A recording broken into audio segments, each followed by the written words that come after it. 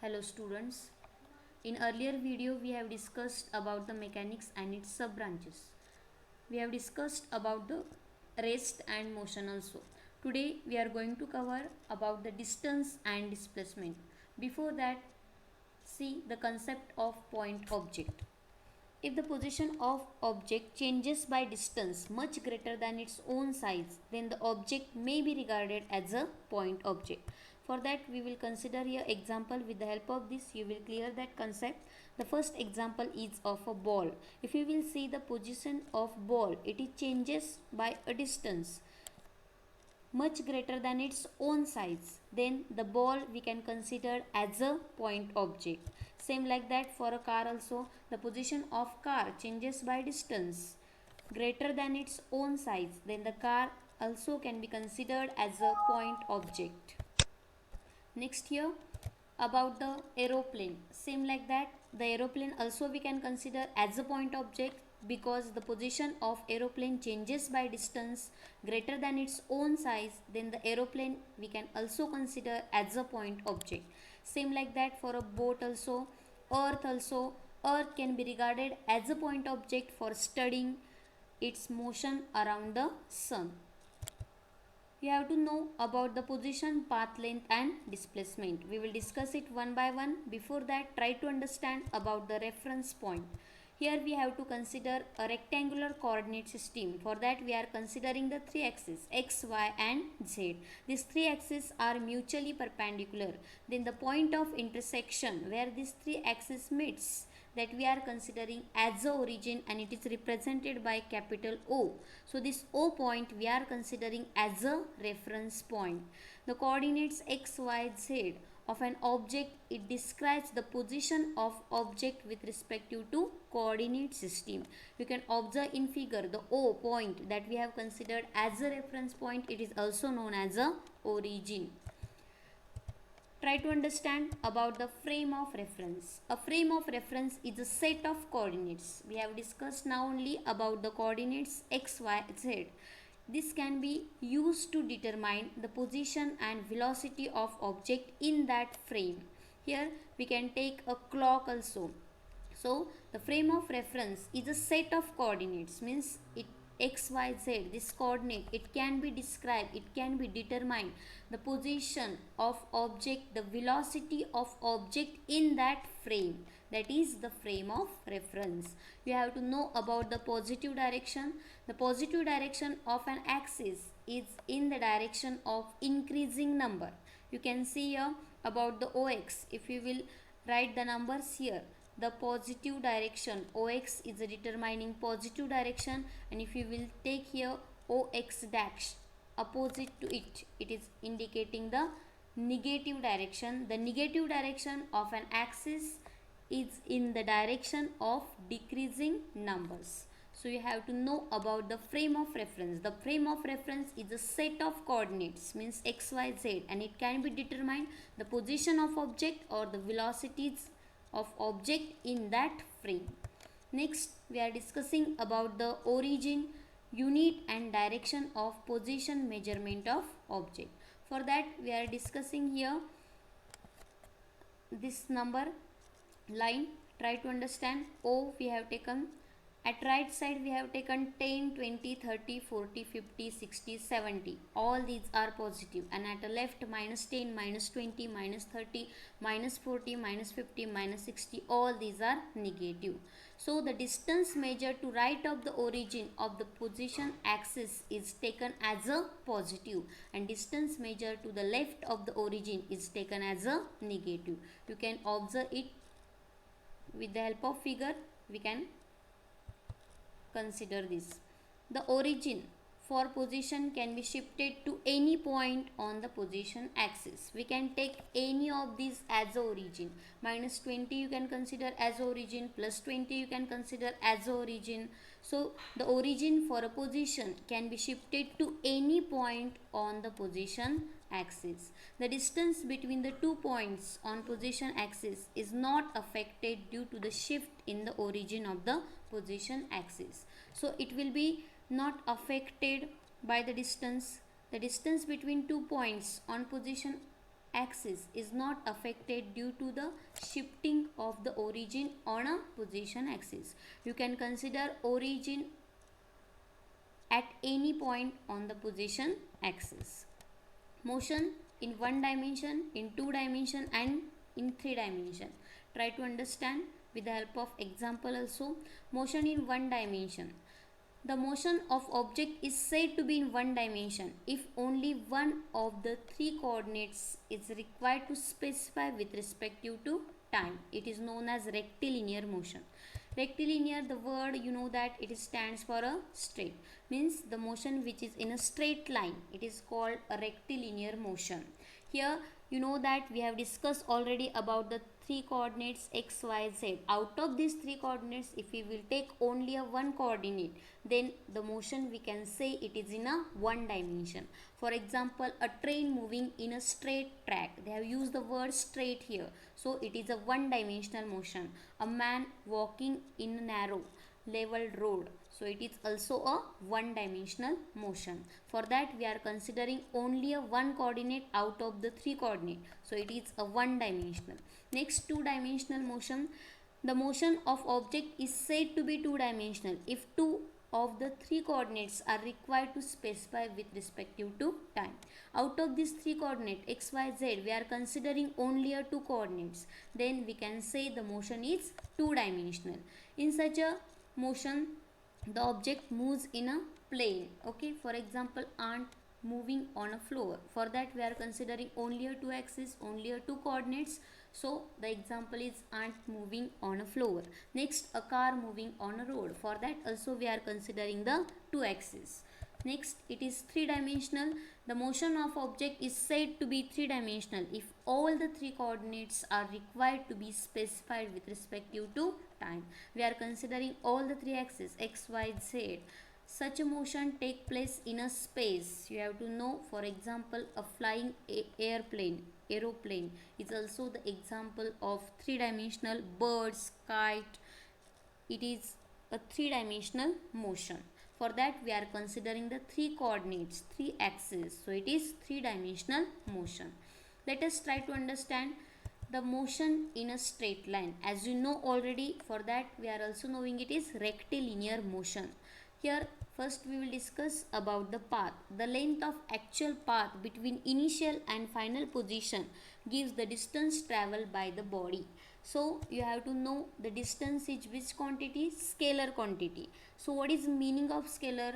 Scalar, it is having a magnitude only. See, first try to understand about the path. The path is the length of actual path. It is distance and it is also known as path. Actual distance travelled by the object is a path. Try to understand with the help of an example. Here you can observe the man walking here. It covers 5 kilometer distance first, then he changed the direction and he covered 2 kilometer distance. So what is the distance here? Distance travelled by man is 7 kilometer. So here 5 plus 2, it is what? 7. So the distance is scalar quantity. As we have discussed, 7 is what here?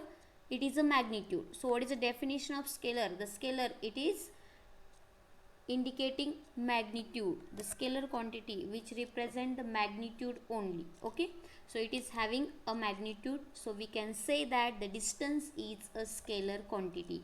Here 5 plus 2 we have taken, we are not considering a direction. So 5 plus 2 is what? 7. So the distance travelled by man, it is 7 kilometer. See the next example here. The man walking on a road, he covers firstly 5 centimeter and again he goes back and again he travel 5 kilometer. So what is the total distance here? The total distance travelled by man, it is 10 kilometer. You can observe carefully.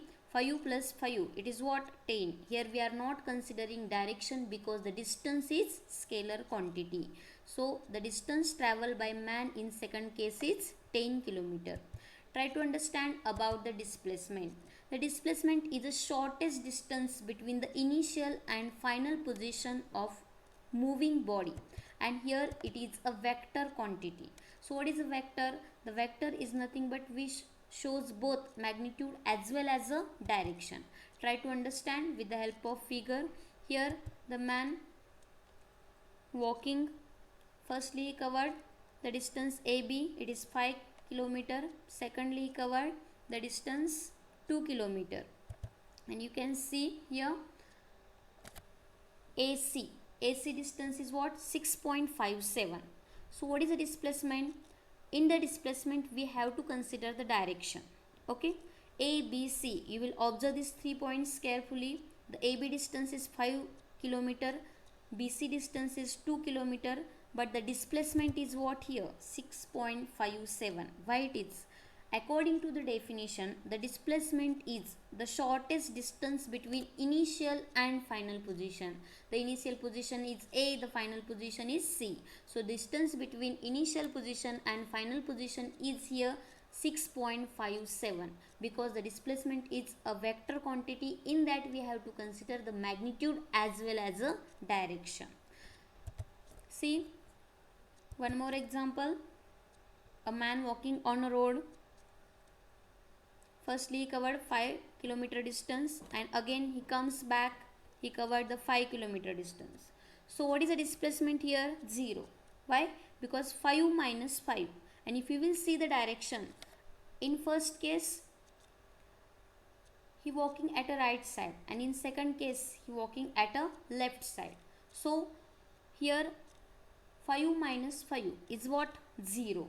So the displacement is vector quantity. In that we have to consider a direction.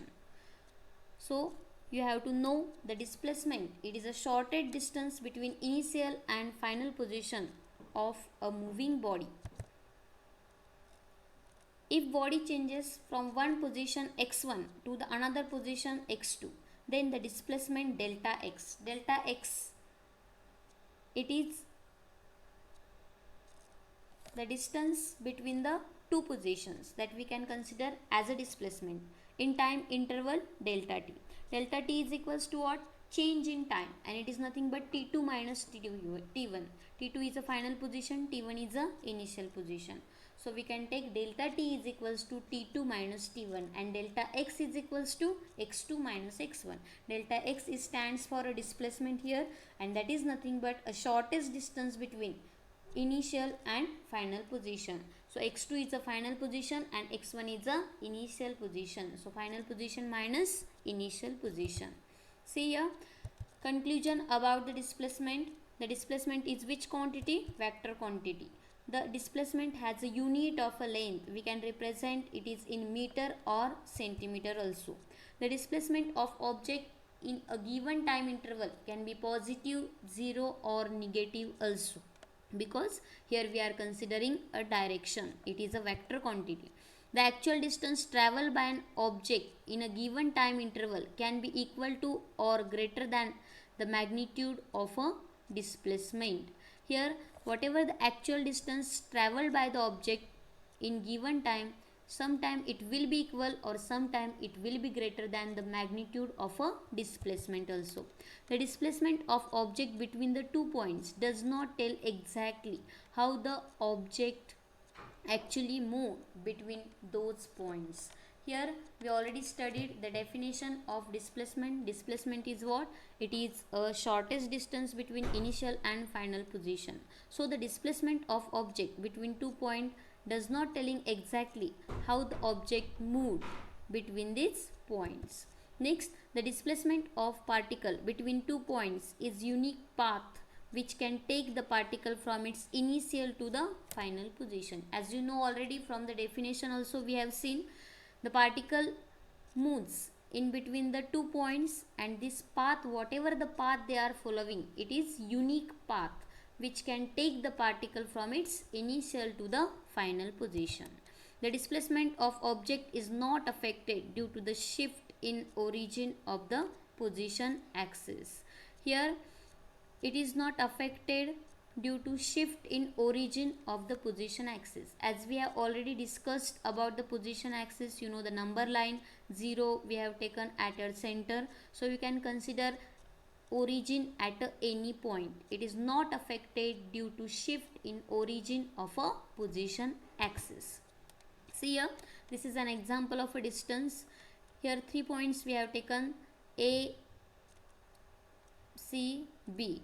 Okay, so what is the distance here? AB, here it is 5 centimeter we have taken. So what is the distance? You can see that pink color, it is a distance. Here it is a zigzag, so we are not considering any other direction. It is a scalar quantity, distance is a scalar quantity, so we are not considering here direction. But for a displacement we have to consider a direction, and it is the shortest distance between initial and final position. The initial position is the A and the final position is a B for a displacement. See here, we will discuss the distance and displacement. The first about the distance, as you know already, the distance is scalar quantity and the displacement is vector quantity. You also know the meanings of scalar and vector. The scalar which shows the magnitude only, and the vector which shows both magnitude as well as a direction. The distance traveled by a moving body cannot be zero. Here the distance, it will not be zero, but if you will take displacement, it can be a zero. Scalar, as we have discussed already, the scalar quantity is a physical quantity which has a magnitude only. For example, length, mass, time, speed, energy. These are the examples of scalar. For vector, you can consider a vector quantity is a physical quantity which has both magnitude as well as a direction. For example, displacement, velocity, acceleration, momentum, force. All these are having a direction. So magnitude also. So displacement, velocity, acceleration, momentum, force, all these are vector quantity. So here we have discussed in detail about the distance and displacement. Next time we will discuss about the speed and velocity.